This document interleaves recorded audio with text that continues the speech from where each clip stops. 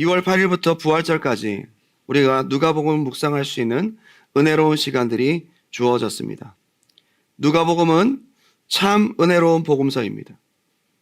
사복음서 중에서 마태, 마가, 누가복음을 공관복음이라고 합니다. Synoptic Gospels, 공관복음, 공통적인 관점으로 보고 있는 것이죠. 예수님의 생애를 중심으로 마태, 마가, 누가복음은 공통적인 관점으로 보고 있습니다. 요한복음은 조금 더 다른 신학적인 관점으로 보고 있죠.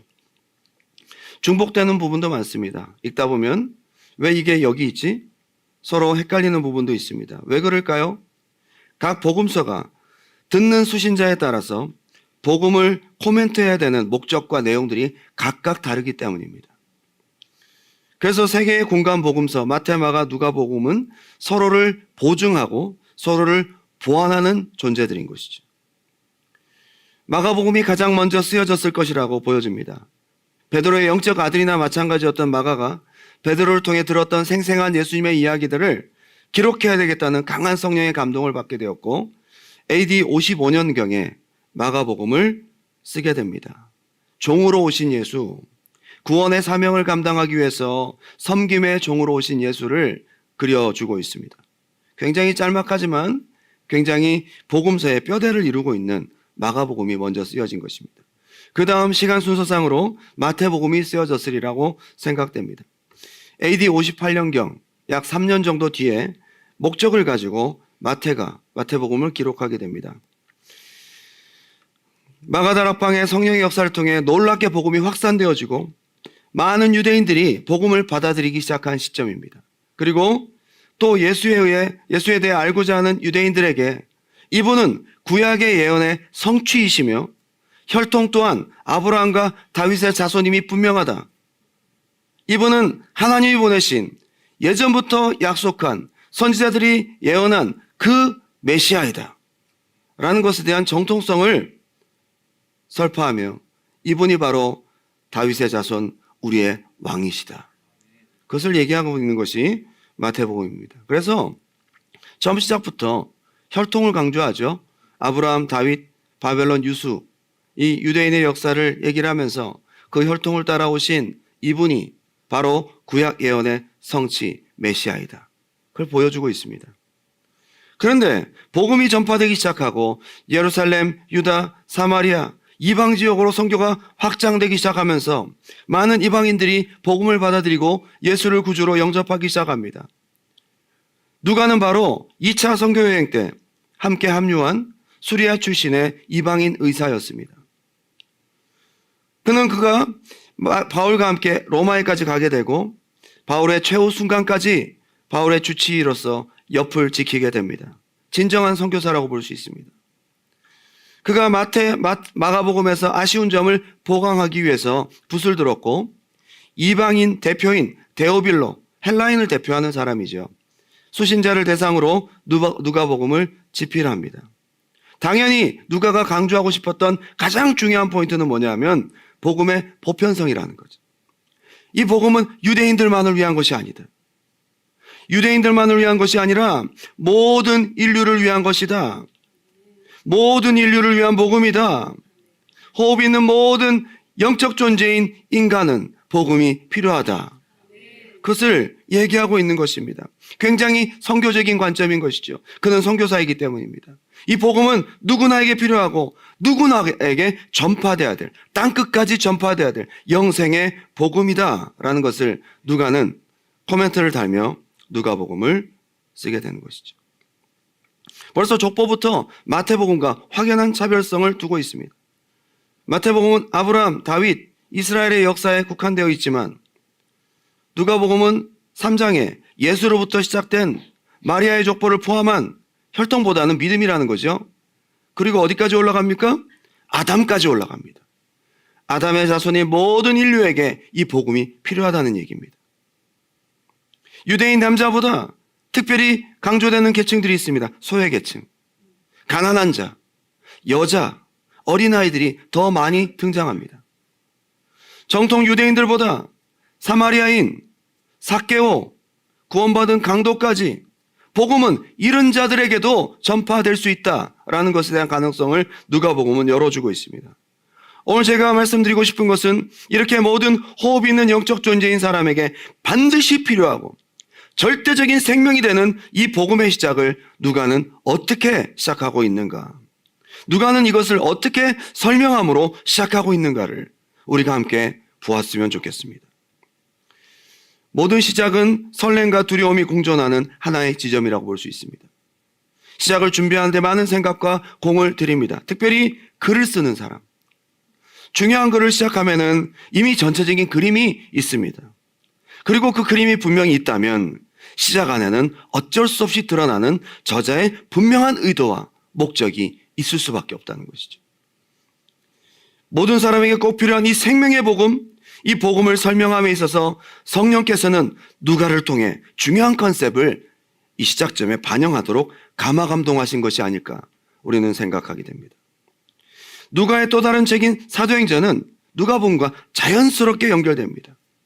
누가복음은 예루살렘에서 시작해서 예루살렘에서 끝이 나고 그리고 이 사도행전을 넘어가면서 예루살렘에서 복음의 출발선으로 출발됩니다. 이게 사도행전의 시작으로 연결되거든요. 이 모든 것이 연결되는 굉장히 중요한 연결고리가 있는데 한번 따라할까요? 성령으로 연결되고 있다는 거예요. 가만히 보면 이러한 성령의 역사는 이미 복음이 생성되는 시작점에도 확실히 나타나고 있습니다. 누가복음의 시작점에도 성령은 분명히 나타나고 있습니다. 바로 오늘 우리가 읽은 누가복음의 시작점에서 복음의 시작부터 우리는 성령 하나님의 역사하심이 분명히 보여진다고 볼 수 있습니다. 두 가지로 함께 은혜를 나눕니다. 첫 번째 한번 따라할까요? 성령의 계시와 성령의 성취. 아멘. 이미 구약에서 수많은 메시아가 오실 것이라는 예언들이 선지자를 통해서 소개되어 있습니다. 구약의 전체적인 주제는 어떻게 보면 오실 메시아. 이 모든 선지자들의 예언의 주체가 누굴까요? 성령님이십니다. 선지자들이 어떻게 예언했어요? 성령님에 의해서. 모든 선지자들, 예언자들은 성령에 사로잡힌 사람들이었습니다. 성령에 의해서 예언되었습니다. 플로이드 해밀턴이라는 유명한 학자는 기독교 신앙의 기초라는 책을 통해서 구약 성서 안에는 예수님의 성취에 대한 예언이 332개나 있다라고. 엄청나게 많은 숫자죠. 332개나 있다는 겁니다. 또 페인이라는 학자는 성경 예언의 백과사전이라는 책을 통해서 예수님에 대한 예언 성취 기록이 191개나 있다. 이 모든 것이 누굴 통해 이루어진 것일까요? 성령에 의해서 된 것입니다. 예수님은 이미 여자의 후손으로 태어날 것이 창세기 3장 15절에 예언되어 있습니다. 다 같이 한번 읽어볼까요? 내가 너로 여자와 원수가 되게 하고 너의 후손도 여자의 후손과 원수가 되게 하리니 여자의 후손은 내 머리를 상하게 할 것이요 너는 그의 발꿈치를 상하게 할 것이니라. 아멘. 어쩌면 최초의 메시아에 대한 예언이라고 볼 수 있습니다. 여자의 후손이라는 특별한 단어를 쓰고 있습니다. 남자를 통하지 않은 후손이라는 것입니다. 남자를 통하지 않은 성령으로 잉태될 예수님에 대한 이야기를 하고 있는 것입니다.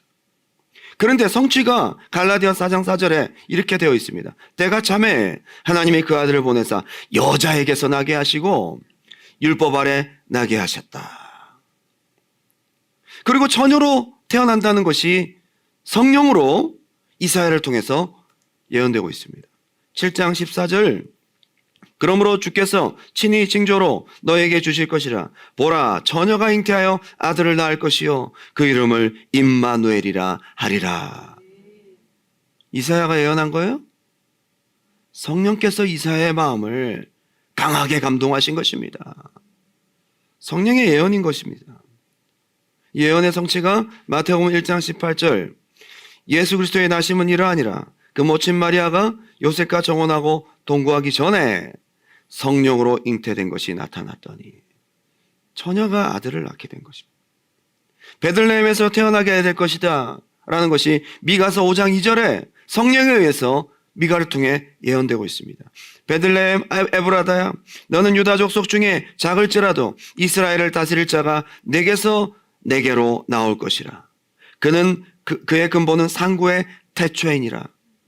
메시아의 탄생이 에브라다, 베들레헴이라는 것.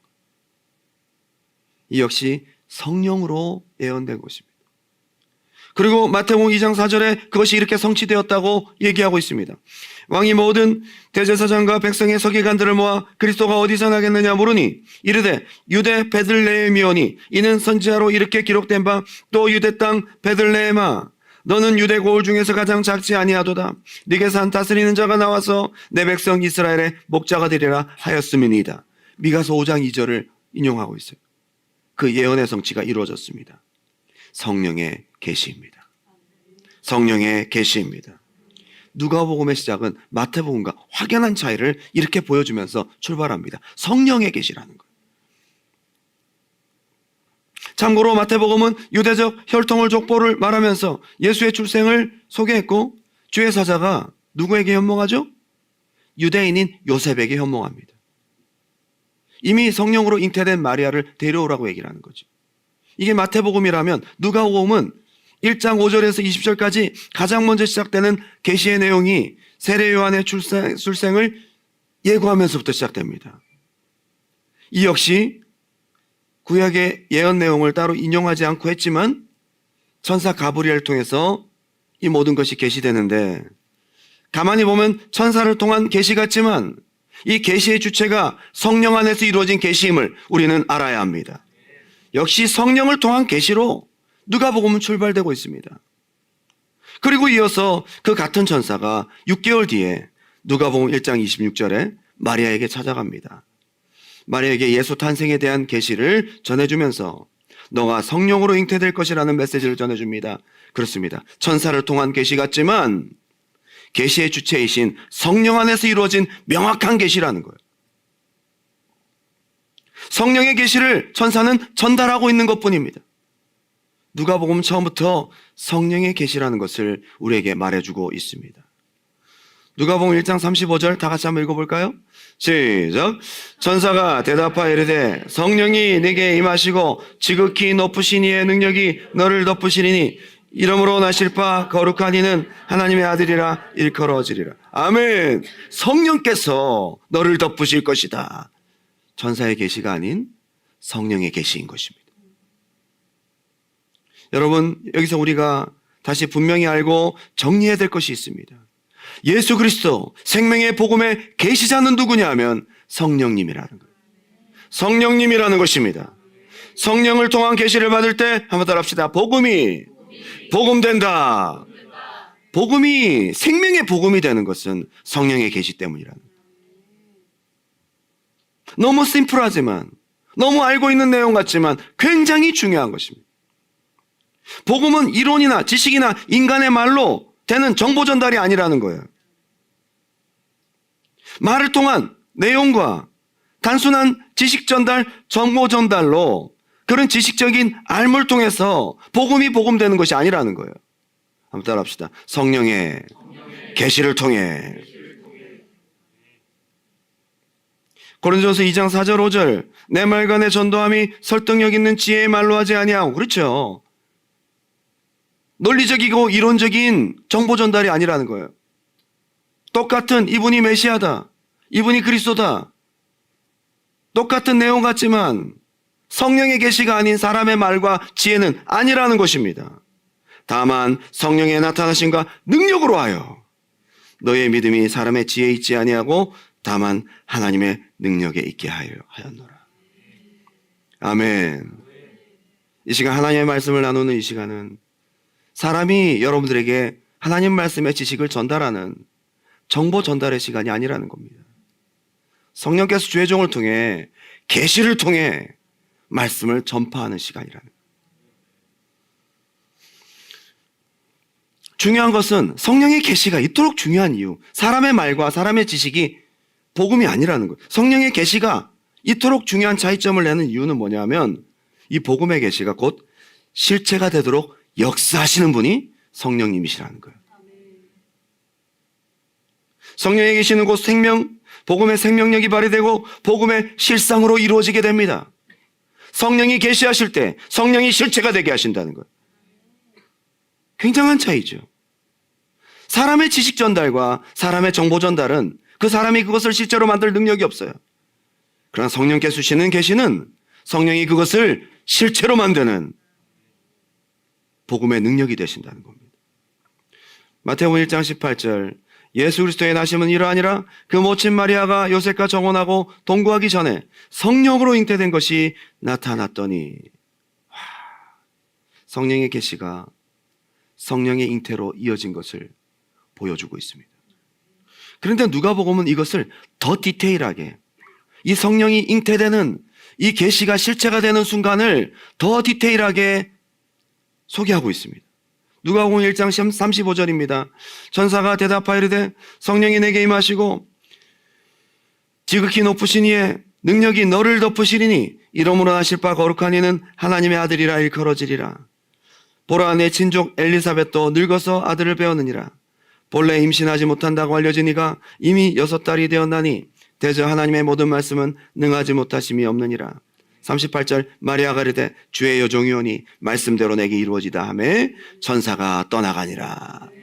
우리는 이 내용들을 볼 수는 없지만 마리아의 이런 믿음을 받아들이는, 성령의 계시를 받아들이는 그 순간에 마리아의 태 속에는 복음이 실체가 되는 놀라운 역사의 모멘트가 되었다는 겁니다. 성령으로 시작된 복음, 성령으로 그동안 수없이 계시되고 약속된, 수천 년간 선지자를 통해 약속되고 계시된 것이 드디어 마리아의 태 속에서, 처녀의 태 속에서 죄 없는 인간의 몸을 입으시고 성취되게 된 모든 것이 성령으로 되었다는 것.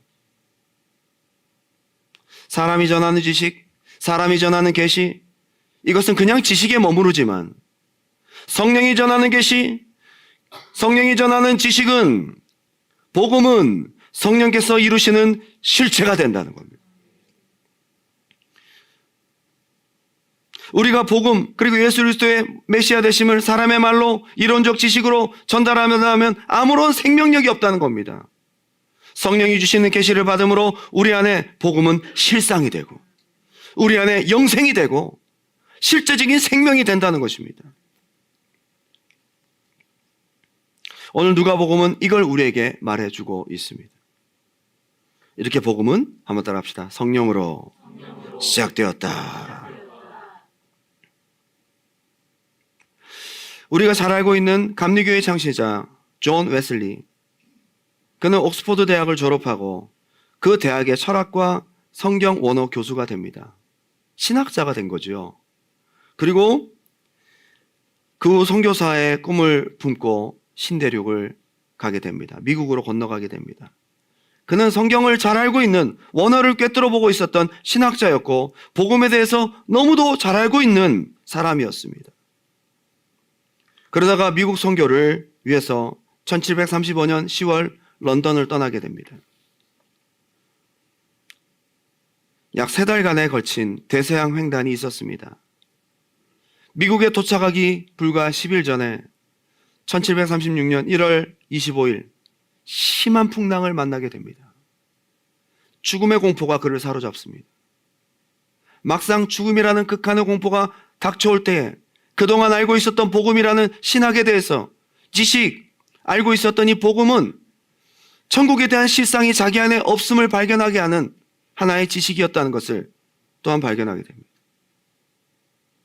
죽음의 공포 앞에 예수 그리스도를 지식적으로, 이론적으로 알았던 지식적인 복음은 아무런 힘이 없다는 것을 발견하게 된다. 자기 안에 실상이 없음을 발견하게 됐어요. 여러분, 이 가운데 예수를 알고 어릴 때부터 예수를 믿었고 교회를 다녔는데 이게 성령으로 우리 안에 이루어졌는지 우리가 지금은 모를 수 있다는 것입니다.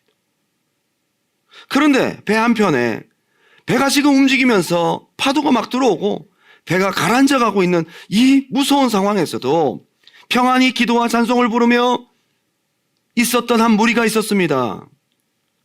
영국을 출발할 때부터 배를 함께 탔던 모라비안 교도들이었습니다. 이들은 선교를 하기 위해 함께 배를 탔습니다. 자기는 신학자고 목사인데도 죽음 앞에서 무서워 떨고 있었는데 자기와는 다르게 그냥 평신도들이 평안한 가운데 하나님을 찬양하고 있었던 겁니다. 지금 내가 죽더라도 천국에 대한 확실한 평강과 믿음이 있더라는 겁니다. 자기와 다르게 실상을 가지고 있더라는 거예요. 그들은 독일의 경건주의를 운동을 일으킨 전통을 가진 자들로서 그들 또한 웨슬리처럼 조지아주로 선교를 위해 가고 있었던 겁니다. 그리고 무사히 배는 우여곡절 끝에 미국에 도착하게 되죠. 그리고 그들과 대화를 나누게 됩니다. 그들과 대화 중에 알게 된 것은 그들 안에 복음은 성령으로 이루어진 실상이 되었더라는 거예요. 지식이 아니라는 거예요. 그들 안에는 신학적이고 지식적인 영국 국교회와는 다른 차이점이 있다는 것을 발견하게 됩니다. 바로 성령이라는 거예요. 그들과 대화합니다. 나도 목사지만 저는 너무 두려웠습니다. 어떻게 그렇게 죽음 앞에서 초연할 수가 있죠? 했더니 그들 중에 한 사람이 이렇게 얘기를 합니다. 당신이 믿을 때에 성령을 받았습니까? 우리가 교회를 다니고 전통적, 지식적, 관습적으로 들었던 예수, 그 복음의 이야기가 우리 안에 오랜 지식과 탄탄한 정보로만 자리 잡고 있다고 해서 생명력 있는 복음의 실상이 있다고 볼 수는 없는 것입니다. 우리 안에 온전히 성취되었다라고 자부할 수는 없는 것입니다. 성령으로 계시된 복음이 성령으로 이루어져야 되는 것이죠. 그 후 조지아주에서 목회를 3년 동안 했지만 아무런 성과를 내지 못했습니다. 유명한 복음 전도자였던 존 웨슬레가 실패한 순간입니다. 이 역시 성령이 근본 원인이었음을 그는 발견하게 됩니다. 내가 전하는 복음에 성령이 없구나, 성령의 계시가 아니구나, 지식이구나 라는 것을 발견하게 됩니다. 그리고 폭풍우 가운데서 자기 안에 이루어진, 성령 안에 이루어진 확실한 복음에 사로잡힌 모라비안 교도들을 이후에 찾아가게 됩니다. 그리고 1738년 5월 24일 밤 8시 24분 모라비안 교도의 조그만 교회에 참석하여 그들이 읽는 로마서 서문을 듣다가 성령의 충만을 경험하게 됩니다. 다 알던 말씀입니다. 그는 로마서를 원어로 꿰뚫고 있었던 사람이에요. 복음을 너무도 잘 알고 있었습니다. 그런데 지식이 아닌 성령으로 받을 때에, 성령의 계시가 임할 때에 심령 안에 복음이 실상이 되더라. 이거를 지금 누가복음에서 얘기를 하고 있어요. 그 후 성령의 복음의 실상을 가진 요한 웨슬레는 영국과 유럽을 복음으로 뒤흔들었고 감리교단을 창설하게 되는 놀라운 열매를 갖게 됩니다. 고린도전서 2장 10절 오직 하나님이 성령으로 이것을 우리에게 보이셨으니 성령은 모든 것 곧 하나님의 깊은 것까지도 통달하시느니라. 사람의 말을 사람 속에 있는 영외에 누가 알리요? 이와 같이 하나님의 일도 하나님의 영외에는 아무도 알지 못하느니라. 우리가 세상의 영을 받지 아니하고 오직 하나님으로부터 온 영을 받았으니 이는 우리로 하여금 하나님께서 우리에게 은혜로 주신 것들을 알게 하려 하심이라. 성령.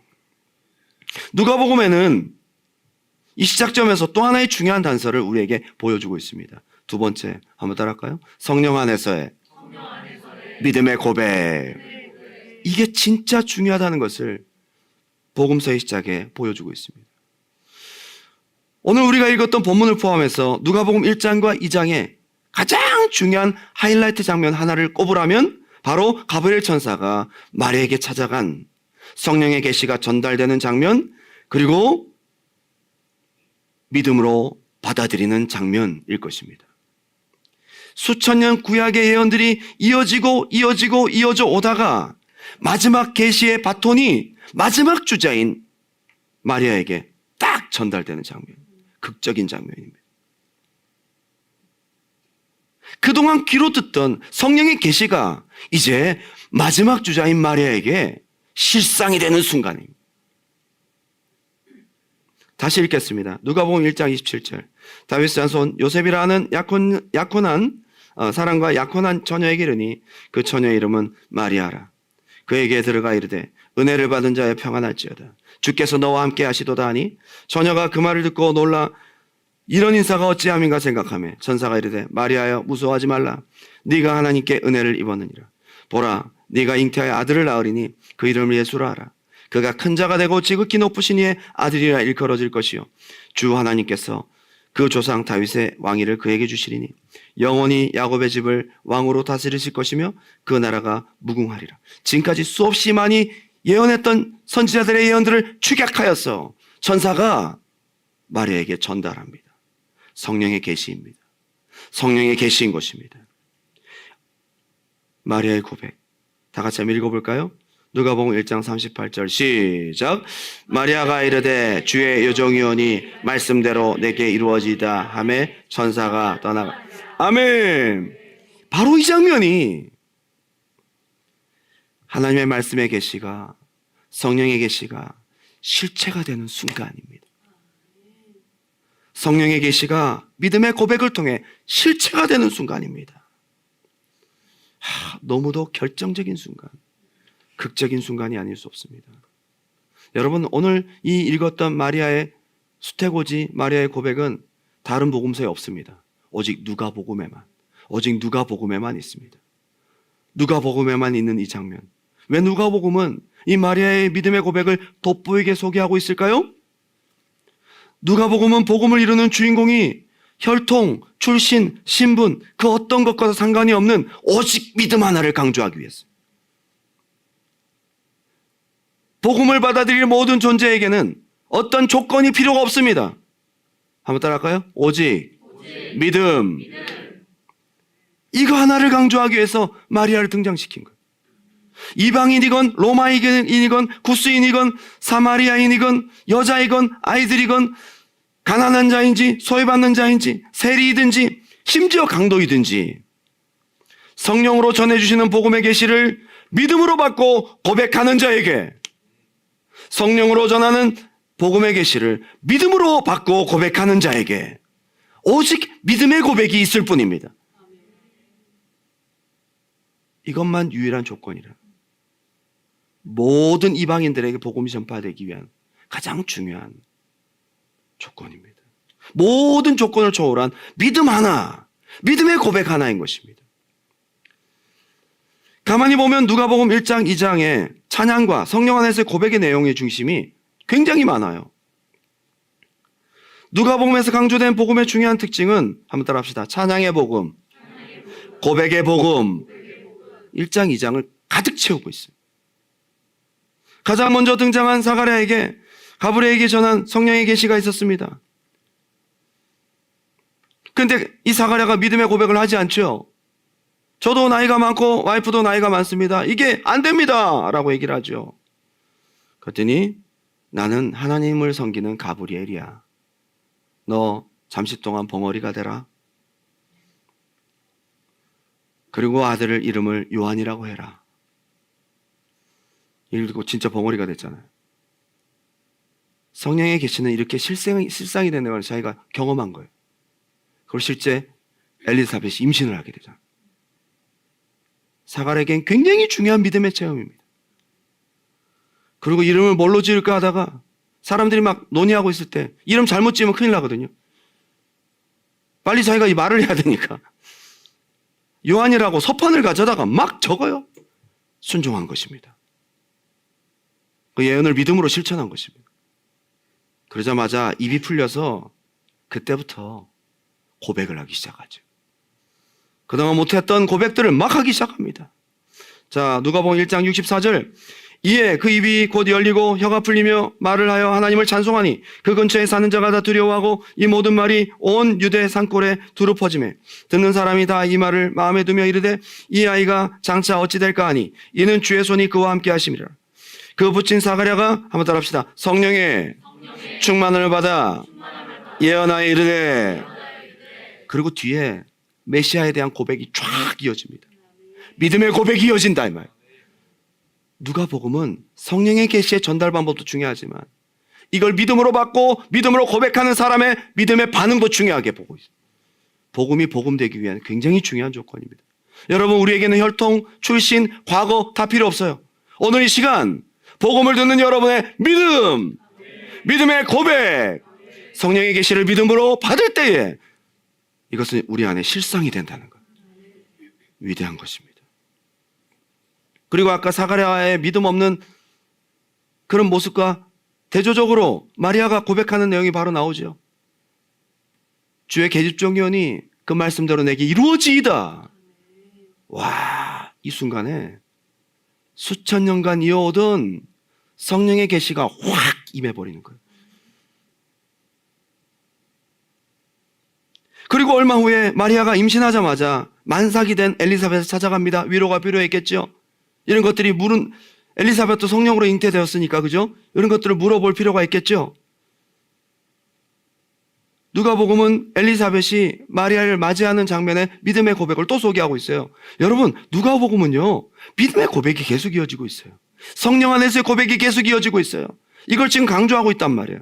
누가복음 1장 40절, 사가랴의 집에 들어가 엘리사벳에게 문안하니 엘리사벳이 마리아가 문안함을 들으매 아이가 복중에서 뛰노는지라. 엘리사벳이 한번 따라할까요? 성령의 충만함을 받아 막 고백하죠. 성령 안에서의 믿음의 고백이, 당신은 내 주의 어머니다. 당신은 메시아의 어머니다.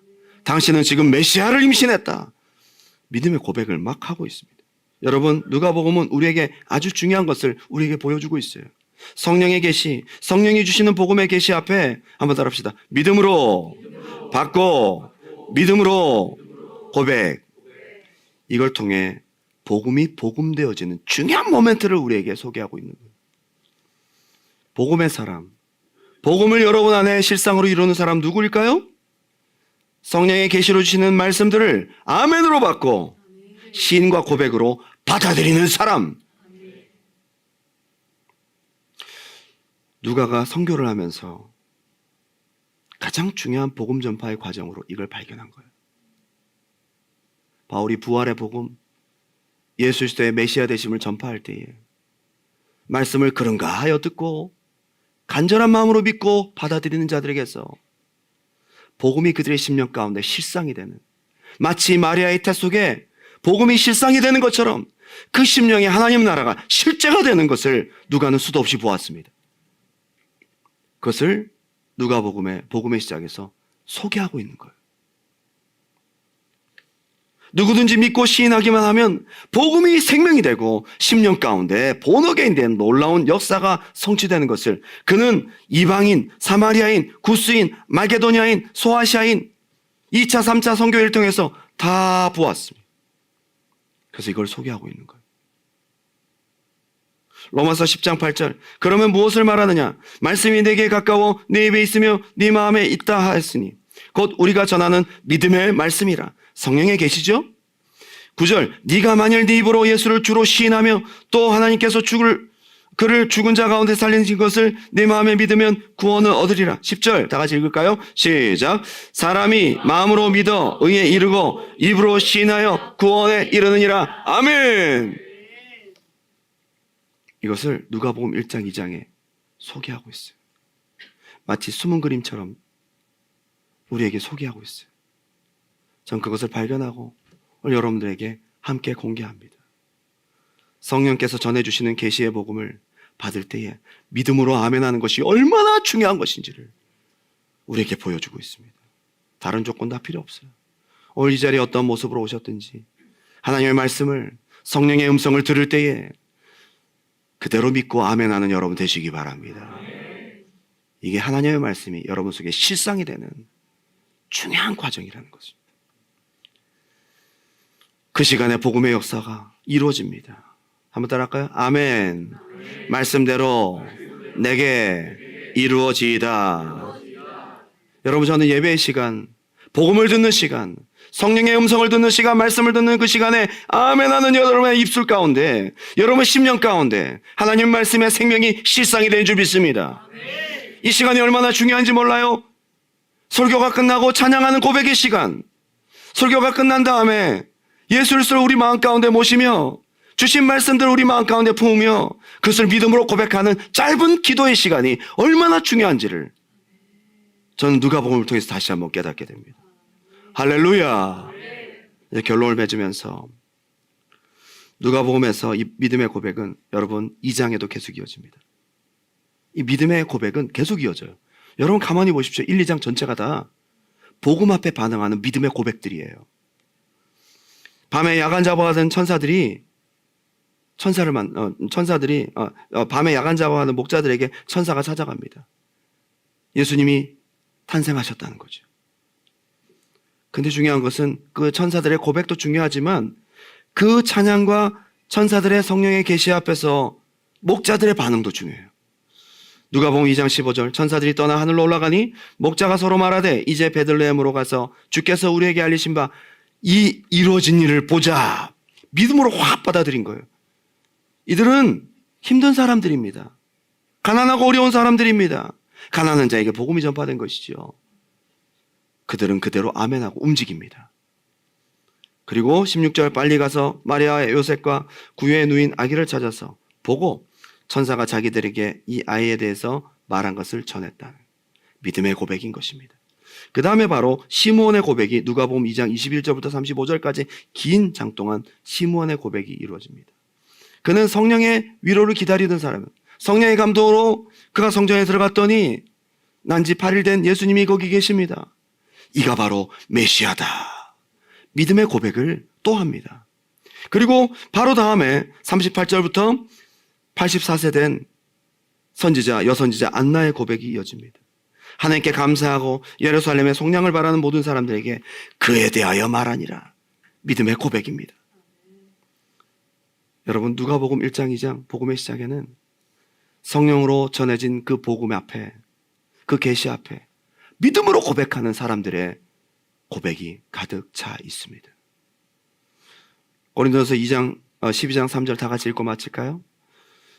시작. 그러므로 내가 너에게 알리노니 하나님의 영으로 말하는 자는 누구든지 예수를 저주할 자라 하지 아니하고 또 성령으로 아니하고는 누구든지 예수를 주시라 할 수 없느니라. 아멘.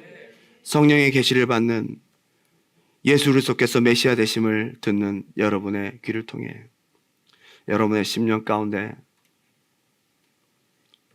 성령의 고백, 믿음의 고백이 이 시간 하나님께 올라가기를 주님의 이름으로 축원합니다.